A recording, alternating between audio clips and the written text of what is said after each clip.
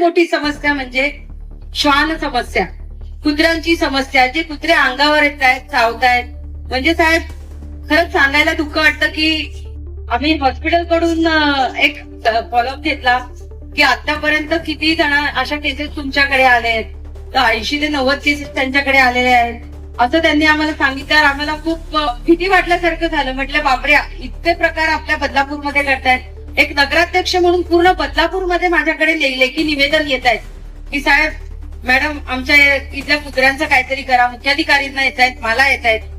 आणि ह्याच्यासाठी ह्या प्रामुख्याने आम्ही या पहिल्या जनरल कोर्टमध्ये सगळ्यात महत्वाचा विषय आम्ही घेतलेला आहे. आणि त्याच्यामध्ये आम्ही श्वान निर्बीजीकरण केंद्र उभारण्यासाठी डॉग शेल्टर्स वर प्रभागामध्ये आपले जे श्वान प्रेमी असतात, ह्या श्वानांना भूक लागते, त्यांना खाणे टाकण्यासाठी एक पर्टिक्युलर फिक्स जागा जर आपण ठेवली तर ते कुठल्याही सोसायटीत जाणार नाही, सोसायटीतल्या लोकांना त्यांचा त्रास होणार नाही.